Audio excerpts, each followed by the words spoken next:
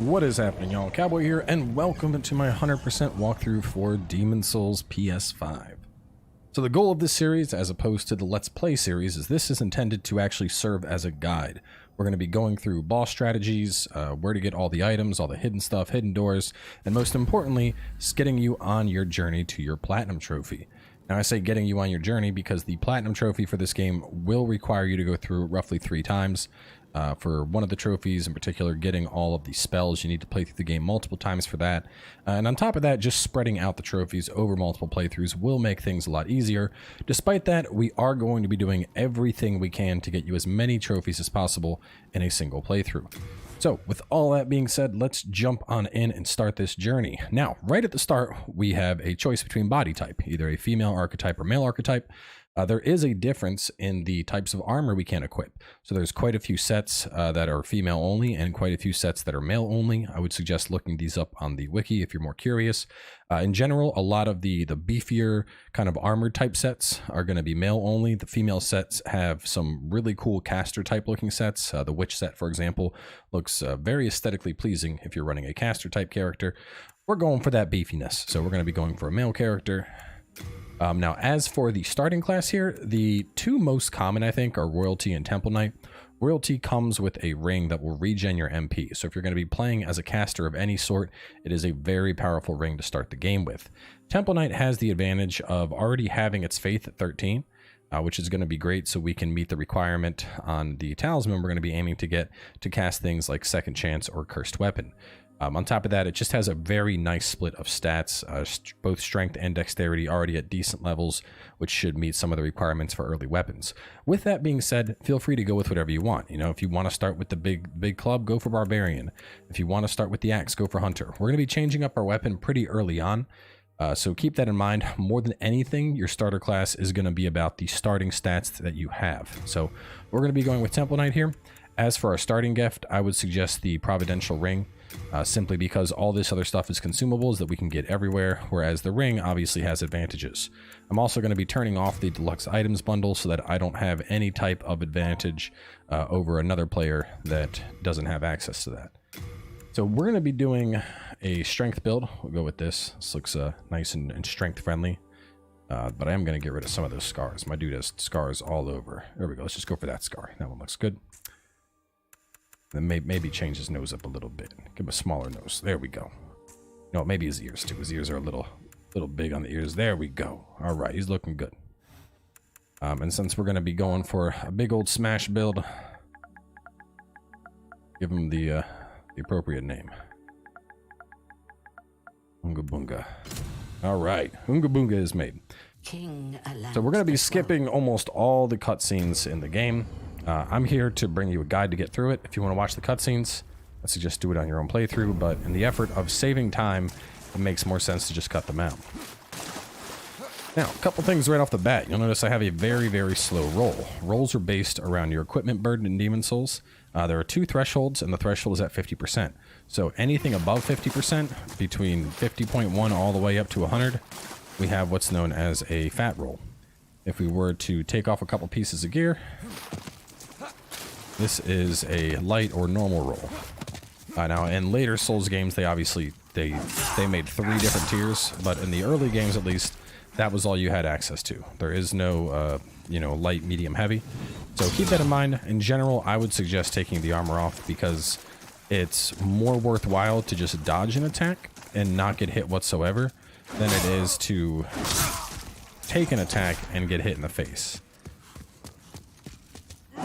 Especially because as the game goes on, certain bosses will hit really hard and you don't want to be tanking those hits. But the early tutorial, there's really not all that much here. Just a couple grass items we're going to grab. We get a couple souls. On subsequent journeys, feel free to skip it. But on your first one, the main reason we're going through this is we want, well, you have to, for starters. But there is some early items we can get if we beat the initial starter boss here. Another thing I want to point out is we can now pause the game. Now, pausing is something we couldn't previously do in Souls games, and technically it's not a pause, but it is photo mode. So just to touch on that briefly here, what I would suggest doing over in settings here is go to controller and controls and set half of your touchpad up for photo mode. The tool belt brings up everything, so we can have the items here, we can do messages, gestures, and photo mode, but just having photo mode on a button is very convenient. That way, you know, if you're trying to experience this game and you got kids and you got to pause the game, now you can pause it. Another thing to point out, if you did take the Temple Knight class, weapons like the halberd, there is a sweet spot on the weapon. So if we hit somebody with the very end of the halberd, we'll get a slightly higher damage hit off because it's considered a sweet spot attack. Not every weapon has a sweet spot, but basically the gist is you want to try and hit with the part of your weapon that looks like it would do the most damage. And in this case, that's obviously the bladed end of the halberd. So after you've grabbed that grass, hop through here. Got a couple more baddies we got to take out. See, for example, how I did 74 there on the running attack. That was a non-sweet spot hit. And there should be another one right here that I can actually show a sweet spot on. Oh, missed it again. Oh well. Anyway, point is, it takes some practice, but your spacing is going to be important here. As for the Blue Knights, I would just feed them down like that. You'll notice I'm two-handing my weapon. You're going to get more damage in two-handing your weapon. As you can see, my attack power is 105. If I make it one-handed and I go over, it's 102. So it's not a massive difference, but two-handing your weapon is usually going to get you a little more damage. On top of that, when you two-hand a weapon, your strength goes up by 1.5. So what I mean by this is if a weapon requires 30 strength for you to use, you can two-hand that weapon with only 20 strength. Because you take your strength and you multiply it by 1.5, and then you get your strength when two-handing. Because, you know, that makes sense. It's like you're holding something with both hands. Pick up this. And we're going to go this way and head on up. 2 more baddies to kill. 1 past the fog gate. And then the tutorial boss. Guy's too busy playing with his crossbow. Doesn't even see us coming up on him.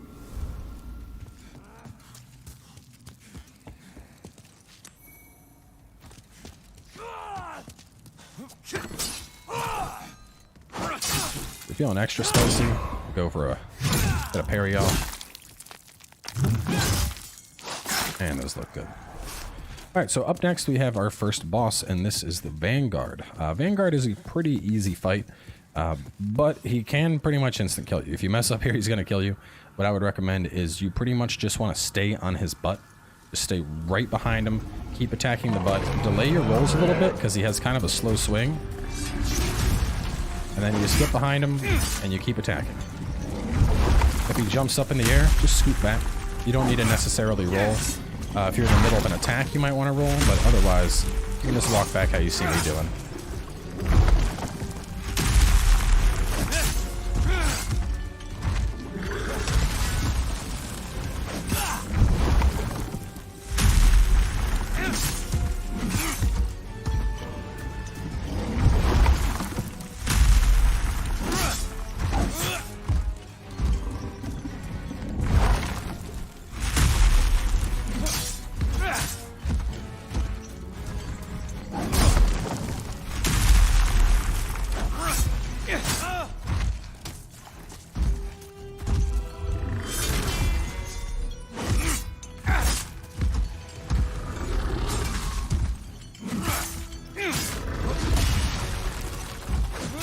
Stay right behind that butt.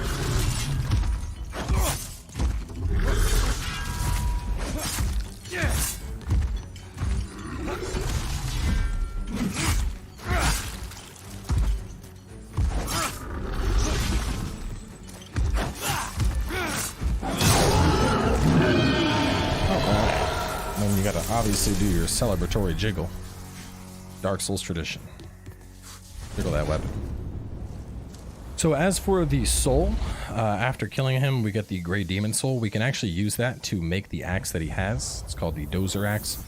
Very strong weapon for early in the game, but the weight on it makes it almost prohibitive. I want to say it weighs 20 weight units. So just for perspective, we're at half of our weight with 20.2 to give you an idea of just how heavy that axe is. So if you die against the Vanguard, you won't get to come here.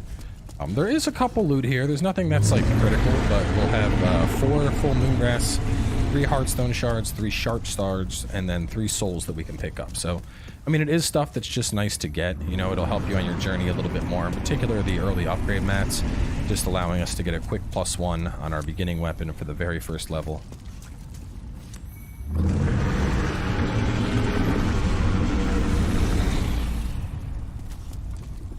And after you grab everything, just approach this big boy, and he gonna punch you in the face.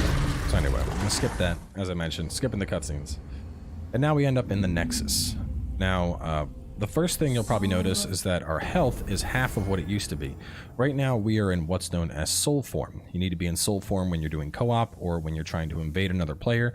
But soul form is important, and the majority of our game is going to be played in soul form, and that's because soul form will have no impact on world tendency. Now, I've had a lot of people already asking me about this, but this is a system unique to Demon Souls. We have world tendency and we have character tendency. The basic idea is it can go up 3 and it'll become pure white, or it can go down 3 and it can become pure black. Each of the worlds has an individual tendency that will be based on actions you take in that world, and then there's also a character tendency based on things you do with your character, a lot of this involving online play. So the basic gist behind world tendency is that as you beat a boss, your world tendency is going to go up. If you die while in body form, your world tendency is going to go down. There are unique in-game events that will happen at both pure white tendency and pure black tendency. In a similar fashion, this also applies to your character. In fact, actually 2 of the rings that you're going to need for the Platinum Trophy, one of them you get from being pure white tendency, and one of them you get from being pure black tendency. So keep that in mind. Now, what we're going to do to get this tendency for the playthrough is every time we beat a boss, our world tendency is going to go up. So by beating all 3 bosses without dying in human form, we'll have pure white world tendency in all 5 of the realms. By doing that, we're able to do all of the pure white events, and then we're able to bring our tendency down to pure black and do those events. In the pure black world tendency area, there's actually some red phantom versions or black phantom versions of certain NPCs. By fighting them and killing them, we can improve our character tendency and get our character tendency up to pure white so that we can get the ring associated with that. And then you could get it down to pure black by doing PvP, invading and killing other players. Some other ways, if you are hosting and an invader comes into your world and you kill him, this goes up. If you are summoned and you kill an invader, this goes up. If you're invading, it goes down. Honestly, a lot of it seems pretty complicated. What I would really suggest doing is we're going to get all the white and black events with world. Since the character tendency is largely influenced very easily by co-op, it's one of those things that's just easier to knock out in multiple playthroughs. Like have one where you focus on getting up to pure white, and then another where you get down to pure black. Another thing to keep in mind is at pure white tendency, you actually do more damage while in phantom form, which is what we're in right now. And at pure black, if I remember correctly, you do more damage when you're invading as a black phantom. So getting to pure black character tendency pays off if you are invading a lot of people, and invading and killing hosts moves your character towards pure black tendency. So it's very easy to get that. In general, it's much easier to get your tendencies down to black than it is to white, since there's more, basically anytime, like if we go into human form and die, we're moving the world towards black. If we invade someone when we kill them, we're moving our character towards black. So getting black is very easy, which is why we want to get white tendency first. So if you killed Vanguard, go over here, upgrade your starting weapon. In our case, it's the halberd. This isn't absolutely necessary, but it will make the very first bit of the gates a lot easier, just because we'll be able to one-shot these dregs. So I do think that's worth doing. Really cool cutscene that we're unfortunately going to skip. I don't want to wear my armor. If I was to wear my armor, I'd have to just wear the armor. So I could be a pantsless warrior, or I could have no chest armor. We're going with the chest armor. So the reason we upgraded the halberd, as you can see, 92 damage now. Pretty much just enough damage that we're able to kill these guys in one hit. Whereas if you didn't upgrade it, it would take another little bit to take them out. So right at the very start here, we have some stuff in the back. We'll go grab that real fast. Running, I am going to adjust my notes here. If you're curious how these walkthroughs are made, we actually are in the process of streaming all the prep we do. All the note-taking, all the fight testing, figuring out strategy, stuff like that. Pretty interesting process. So on the note of world tendency again, here's a perfect example. This gate, you know that you can't interact with it whatsoever. If you get the world to either pure white or pure black, that gate will just open up. So that is an example of a tendency event. And then after getting the gate open, obviously there's a bunch of loot over there. There's a crystal lizard. There's other stuff that I won't go into right now, but a bunch of stuff that we can do by getting that tendency up.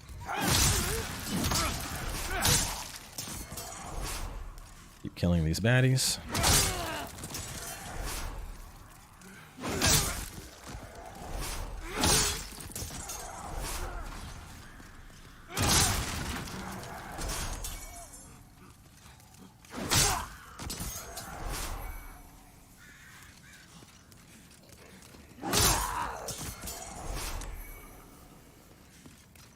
Swing around here and run right up under this guy.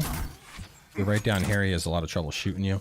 So we can stay here and wait for the dreg to come.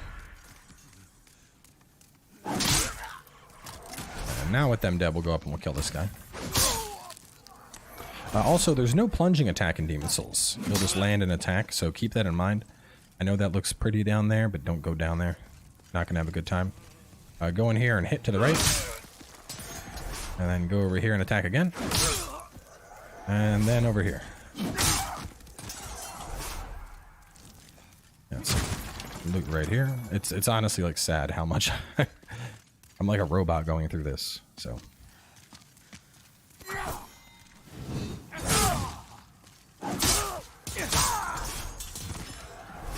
kill them and go through the fog. Alright, so down here we have a soul item and the mail breaker.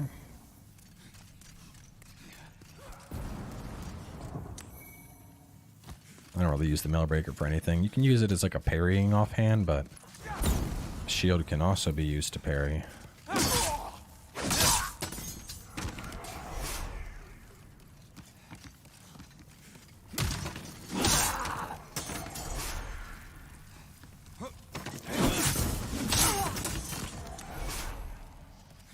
Alright, this next part, there's a guy that's going to try and ambush us. So just run right over to here. So that guy's above us throwing the fire bombs, which is why we wanted to get underneath this platform. That way we can take out these hollows without worrying about bombs being chucked down on top of us. We're going to get that item in a little bit. Don't worry about it for now.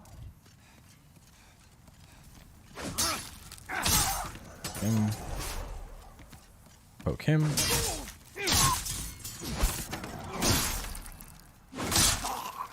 Alright, now right here, this is going to be a trap, so go about a little ways up, and once the ball rolls, just walk back down. And then you can go over here to grab this, and then you can go here to grab the Bastard Sword. While I'm not a fan of the Mail Breaker, the Bastard Sword is actually a pretty nice choice. I wouldn't invest too much into it, though, because a little bit later we can get access to the Claymore, which is basically the same moveset as the Bastard Sword, but it is much larger. Like, the reach on it is it's significant. We'll just say that. Ooh. Mr. Hyper Armor Knight. Anytime you're fighting these guys, use oh god. One strategy you can do is just walk behind him and backstab, and that usually works pretty well. As you can see, most of his health is gone now. But those knights are good to farm. They're worth early on. Those knights are worth, they always drop half moongrass, which on the note of grass, let's talk briefly, because we picked up some full moongrass already. What I would suggest doing, and this will save you a lot of time in the end game, is with your full moongrass or your dark grass or any of that stuff, go ahead and send it to storage when you get it. Because your weight, if we look over here, not only do we have equipment burden in Demon Souls, we have item burden. Now they have changed it so that if we pick up something that we are unable to carry, we can just send it directly back to the stash, which is a nice quality of life change. But at the same time, you know, if you pick up something and you send it to the stash and it was something that you wanted to put on, well, then you're kind of out of luck. So it's good to be able to, you want to keep that a little bit lower. Plus, you know, you want to be able to, if you pick up, oh my god, thought that fire was done. Ooh, that would have been very embarrassing, especially because we're coming up on a shortcut. You know, you want to be able to use your healing stuff as you pick it up. So any of your heavier healing stuff, I would suggest getting rid of that stuff. Let me... And... Oh, no. What am I doing here? Fine resin. Alright, put on your fire bombs. We're going to be using those in just a little bit here. There you go. Go out here and break these chains. Just attack them.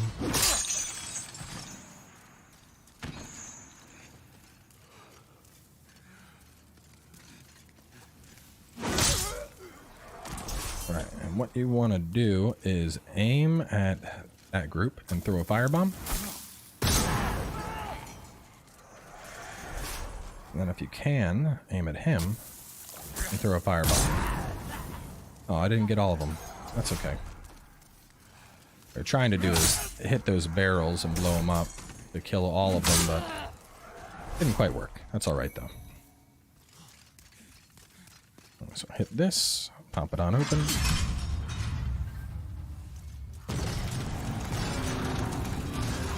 And the cling ring. Now, it may seem like, you know, how are we supposed to play this game? We only have half of our health, and that's what the cling ring is for. Now, it's going to boost us up a little bit. It's not going to be a ton, but as you can see, we're closer to having like 75% of our health now. So, go ahead and heal on up. Where are we at on time? 20 minutes? Yeah, let's keep pushing this. So this next part, we're going to make our way back up. We now have this shortcut unlocked, so if we die, it's not that bad. And there is a chance we're going to die because I'm going to try and do something that I probably shouldn't do.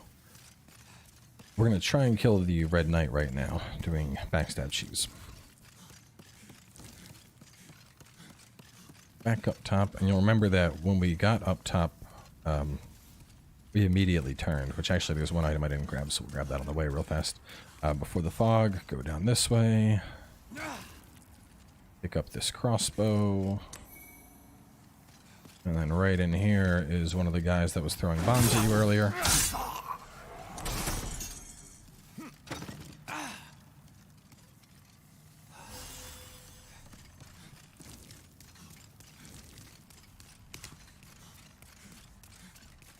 Back up top.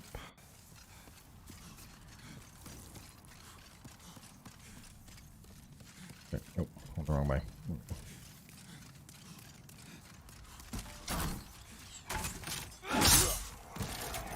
Got him. We got two more soldiers up ahead.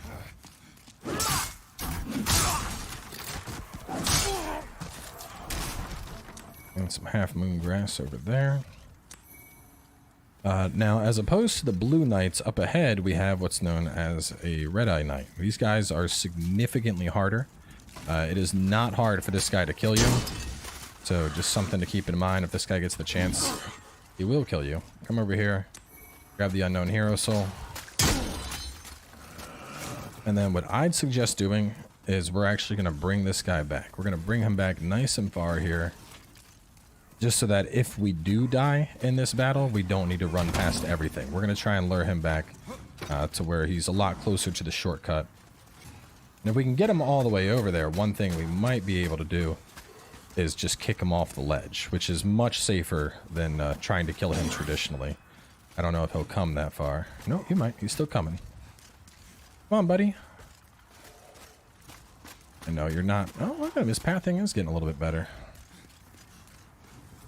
So when I'm talking about pushing, it's forward and R1 at the same time. No, you're stuck. Come on, over this way. Over this way. There we go. Come on. Come on, we're almost home. Just think of him like a lost puppy. Puppy that unfortunately is going to have an accident. Like the jiggle made him angry.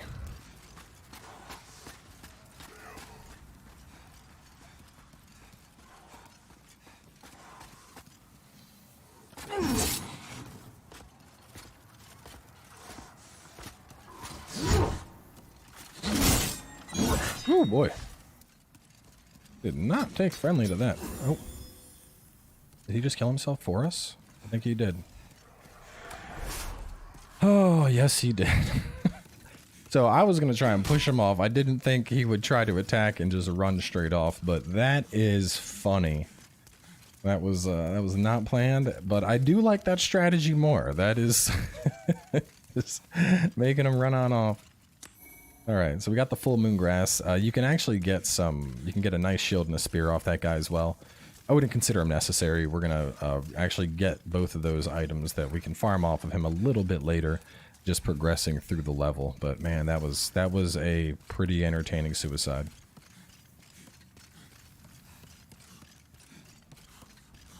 The alternate strategy is to just circle around him and try and backstab, but if he hits you twice, you're dead this early. So anyway, we are going to wrap things up right here for now. Seems like a pretty good spot. In the next episode, we're going to continue through and finish up all of 1-1, also known as the Gates of Boletaria. But for now, we're going to wrap things up. Going to aim to keep these between 20 and 30 minutes, kind of just like a nice consumable length. So either way, thanks for tuning on in. If you have any particular questions about getting started in the game or something that I did here or kind of covered already that you were not sure about, make sure to drop that question down below and I'll do my best to answer it. Otherwise, thanks for tuning in, and as always, and I'll see you guys with episode 2. What is happening, y'all? Welcome back to episode 2 of the walkthrough, and we're ready to go through the fog. So, we have a quest with the Strava right down there, but hold off on that for now. First, you want to roll through this, get up and kill this guy before he tries to blow you up. We have a couple more enemies up ahead that we're going to fight. Good for him to... I also have a halberd. And you'll notice, if you're paying attention to how I play, I am using spacing to my advantage a lot. Now, these guys are a little bit goofy. If I can get them to all come along. Come on, everybody come in here. Oh, didn't work.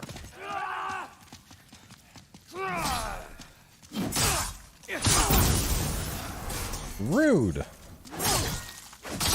All right, anyway, kill those 3. I was hoping to lure them all into the explosives. It unfortunately didn't work out that way. And then roll through here. We have our merchant. So Dregling has some consumables if you're low on grass, fire bombs if you're low on that. If you want, you can pick up a longsword or a club. A couple different weapons here, but nothing really of value. And a little bit in the second zone, actually, he's going to have the Claymore.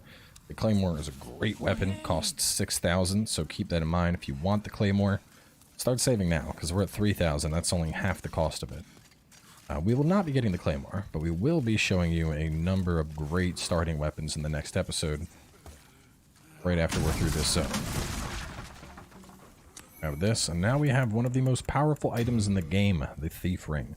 Now, the way the Thief Ring works is it decreases the radius that enemies can detect you at, and especially when using a bow, this becomes incredibly powerful because we're able to cheese multiple enemies with a bow. Certain enemies we're able to shoot but still stay out of their aggro radius. We can talk to them. Anyway, we just gotta kill these Dreglings and then he'll jump on down.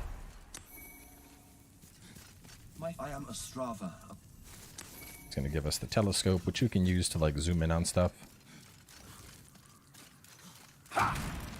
And now we're just gonna fight with the Strava for a bit. We want to kill enough stuff that he is not at risk.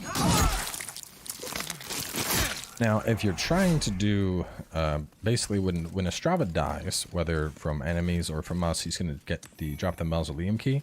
The Mausoleum Key is used to access that area that was right by the Red Knight that we fought. There is I guess we'll call him a mini boss in there that you need to fight to get access to one piece of the puzzle for one of like the great swords of the game. The game's like, I guess we'll call it Ultimate Weapon, is called Northern Regalia, and there are 2 parts to that, Demon Brand and Soul Brand. It's going to go this way, so we're going to go this way. But anyway, I wouldn't worry about it until later. We're going to be going through all of Strava's quest chain. Yes, make sure you have some fire bombs ready for this next part.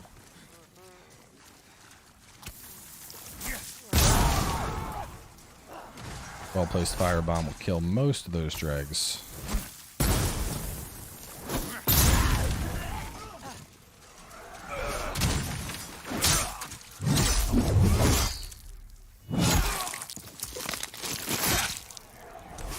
Go ahead and pick up those.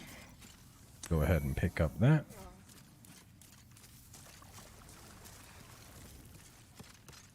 And basically, he is just going to path around this area and fight this stuff until it's either all dead or he's dead. So that's why we're kind of keeping pace with him, going a little bit ahead of him, and just taking out key enemies. Because right here, this is pretty much the spot where he's going to stop. He's not going to go past this. If you want, you can go over here. Come on. Is he not going to come? There we go. See if I can snipe. There, look at that. Somebody give me a contract.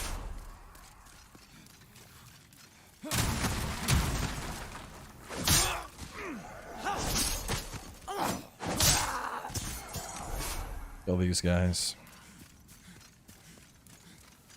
We're gonna head up this way. A couple more baddies to fight and some loot. This right here is the path where we killed those 3 guys earlier, just to kind of pull the world together here in the event that you die.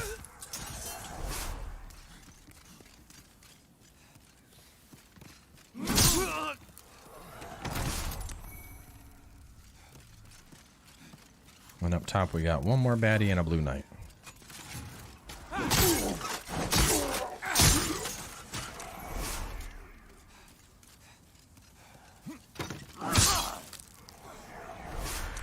Can he die with loot? I'm not worried about him. So go through the fog here. Heal up. And this right here is a trap. So what we want to do is get right here in this corner. And we are going to put on the crossbow from earlier.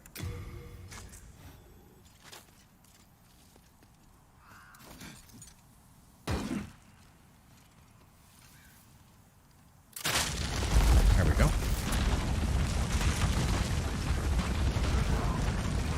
And now you can see the rocks are just going to kill everything that would have been in our way here. So make sure you want to take that crossbow back off. You don't want it putting your weight over capacity. And just head over this way and see the blue drake. The game calls it a blue dragon, but many people will say he's a drake because he doesn't have 4 legs. I don't care. All I know is he's deadly.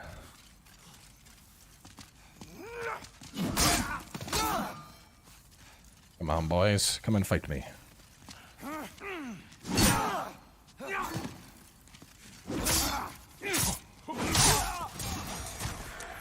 Alright, so this next part, we're going to show this area over here, grab a couple items, and then we're going to sprint past the dragon. Excuse me, Drake. So we have 2 of them here. Now there's a bunch of different shinies that you'll see.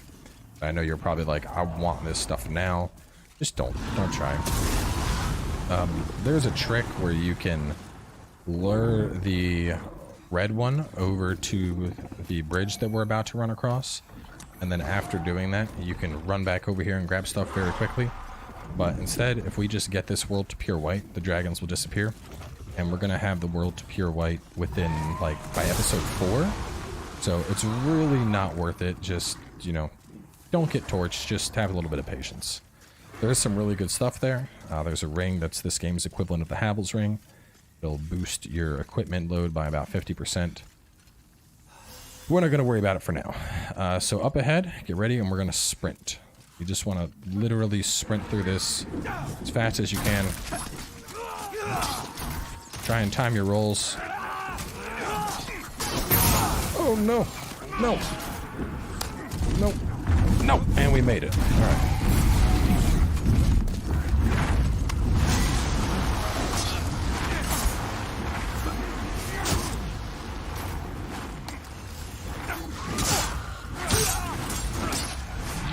That's exactly why we were sprinting, because, as you can see, this guy is now going to run and torch anything that lives here.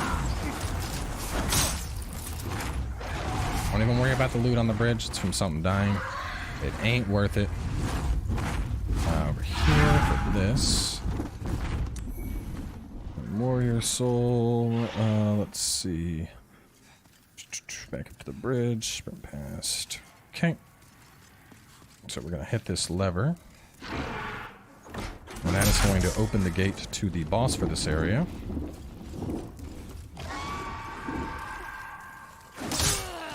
Go this way.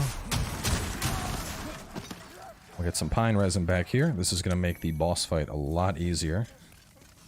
Upcoming boss is weak to fire, so that pine resin is going to come in quite clutch.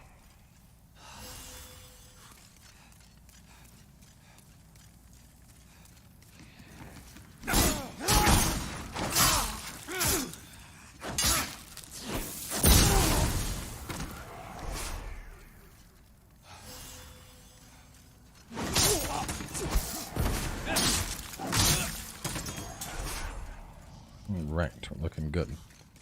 This is pretty much identical to the other thing that we had gone down already. We just have some baddies, and you get an early introduction to the things that we're going to be fighting with the boss. So if for some reason you die against the Phalanx Boss, which is what these things are, you can always farm up more fire stuff off of those guys that have torches, the one you just saw that we killed. You should be fine, though. This fight really isn't going to be challenging. Honestly, I don't know if they did, but it feels like they nerfed it slightly.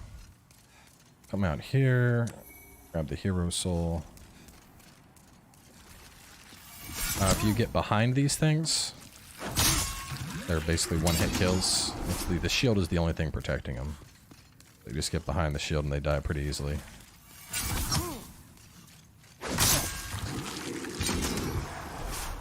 They're also good for farming up upgrade materials early on in the game, sharp and hardstone shard. They can even drop large shards. So if you're really trying to load up on upgrades, great stuff to do.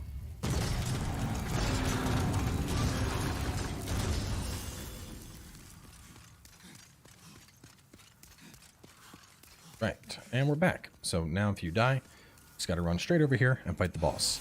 Now the way this boss works is basically it is a bunch of those little blobby guys encircled to create a phalanx. It is weak to fire. The best way to do is if you run and they do like a quick 180 behind this thing at the start, the slimes or the hoplites, they'll begin to break off of the boss. And you just want to hit as many as you can with your weapon while your weapon has fire on it. You might take a hit here or there, but you should be able to start really chopping through these things. And after chopping through a couple, you'll end up getting to the boss. So just to show how I like to do it, I like to get a couple hits in. You can already kind of see a couple of them breaking off of it. See, we just took out a big old chunk right there. And once you've opened up a side like we have right here, you can really just start focusing. But I would suggest trying to kill as many of these things as you can. Even though this is the boss fight, they can still drop the upgrade materials and whatnot. So, you know, if you take down a bunch and get a bunch of upgrade mats, you're in a good shape.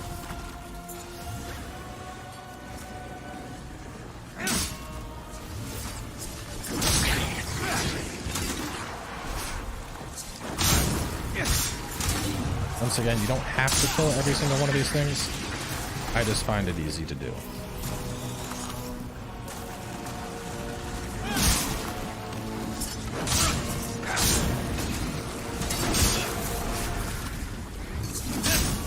Plus, it's kind of funny once you kill them all, because the boss just sits there like, what do I do?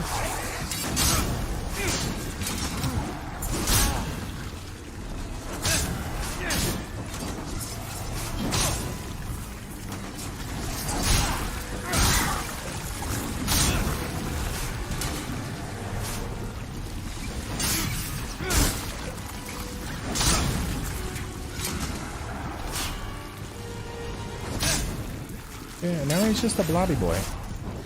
I'm honestly not sure if he can even attack you here. I've never, I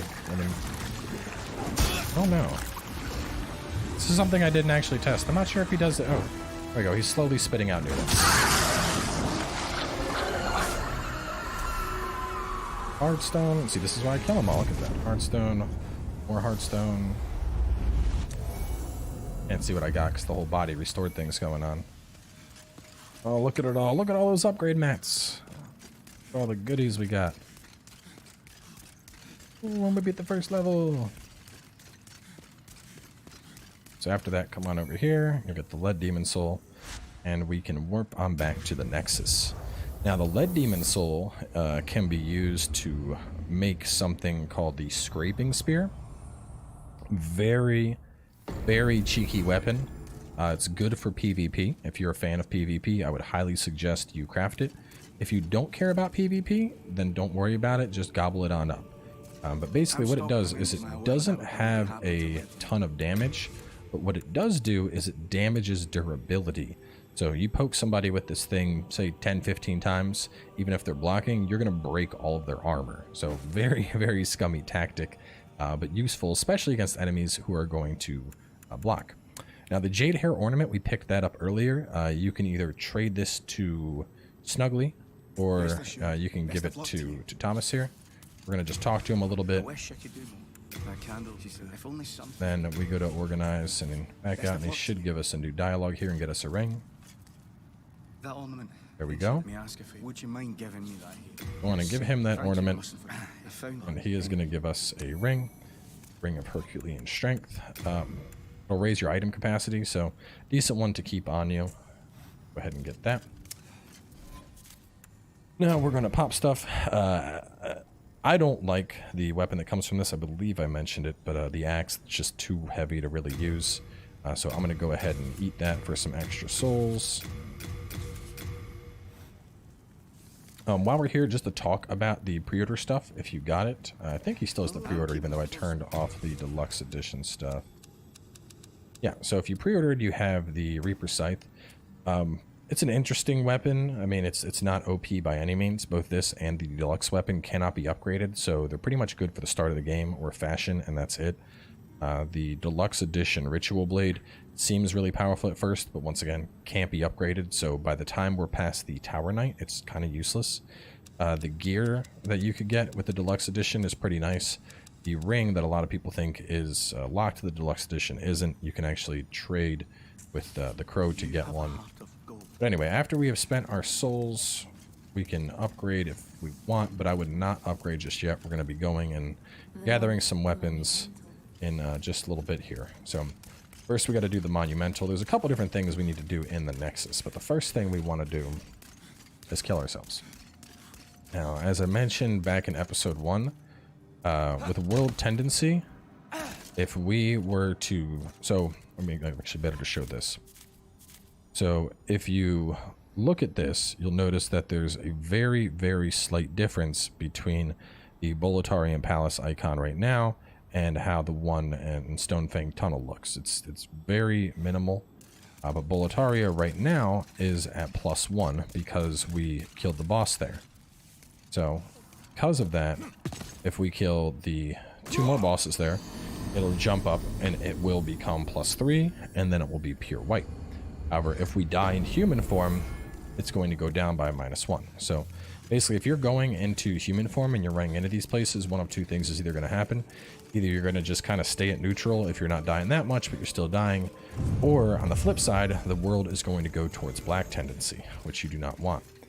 Now, outside of the world events that also happen, one of the major differences is when your world tendency is on white, enemies have less HP, so they're going to be easier to kill. When your world tendency goes towards black, enemies are going to be harder to kill, but to offset that, they're going to drop more souls, and they're going to have a better chance to get rare items. So, in general, play the game through once on pure white, knock out all that stuff that you need to knock out, and then worry about doing stuff on pure black. We have long awaited you, Slayer of Demons. Anyway, talk to this guy. He'll give you a big cutscene that's kind of explaining all the stuff in the game, if you will. And then once that's done, all of our arc stones are unlocked. Now, there's actually a couple pieces of loot that are kind of hidden around the Nexus that we're going to grab real fast. First, over here, for Stone of Imperial Eyes. You can use that to turn back into human form. We're not that worried about that. Now it is your turn. I'm going to continue going up top. Let's actually move my notes here. everything I need. Make sure I'm not overlooking everything. We're gonna run past the Monumental, up top to the Pantheon. It's a cool little area up here.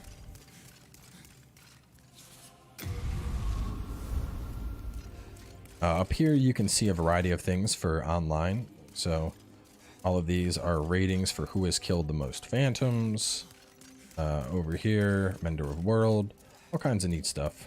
And if we go out and we go all the way down, is it this side? Check my notes.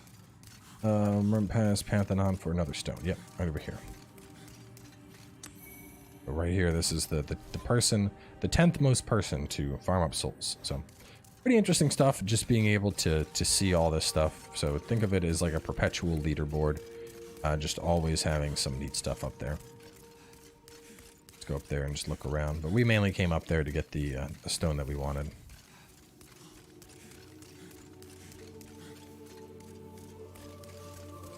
Right, and with the stone, we are heading back down.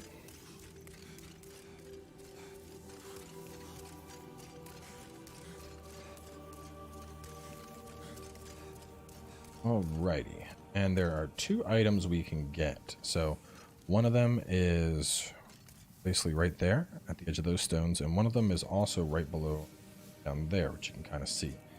So the stuff is kind of tricky to get. It's basically like a falling puzzle. So we need to walk and very slowly get down these ledges. Get it. Oh, I think I... Oh, that was close. That's the one. Thought that was the end of me. Really thought that was it.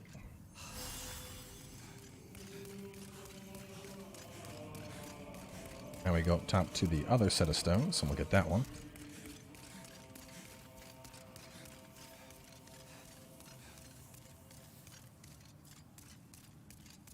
This one is a little bit easier, I think.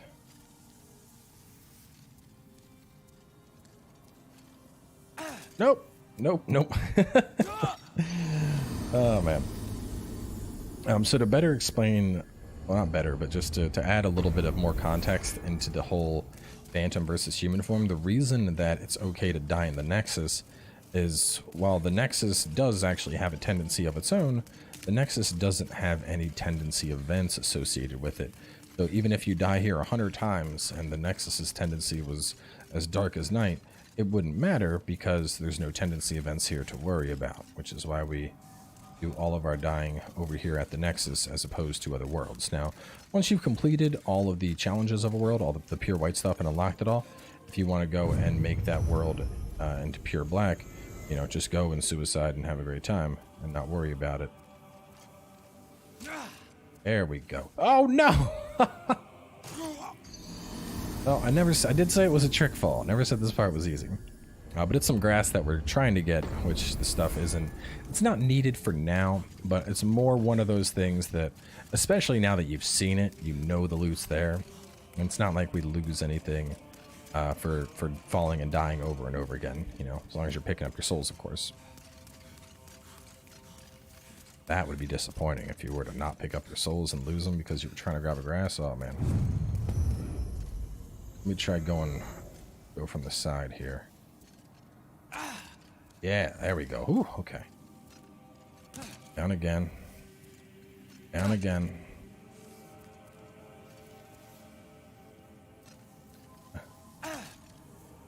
There we go. Got it. Alright. Use that. And now that we've talked to the Monumental, we have unlocked the ability to level up. She's going to give us the white ice stone and blue ice stone. These are used to become a summon or boot people out of your world. But talk to her and go ahead and level up. Now, as for what you're going to level up, that is largely going to be based on your starting class. As a general rule of thumb, don't bother leveling up luck. There is one weapon in the game that scales with luck, and beyond that weapon, it's generally a crap stat. Faith, I wouldn't worry about too much for now. There are some nice weapons that require around 16 faith to use. But for now, our faith is plenty where it's at. At the very start of the game, what I would suggest doing is both endurance and vitality, just to get a little bit. So getting these both to 15 is a really nice starting point in general. If you can get your vitality even higher, get it up to about 20, that's looking good. Let's see if I can get my endurance up. That looks great. So I'm actually going to end up taking this probably to 30, this to 30 as well.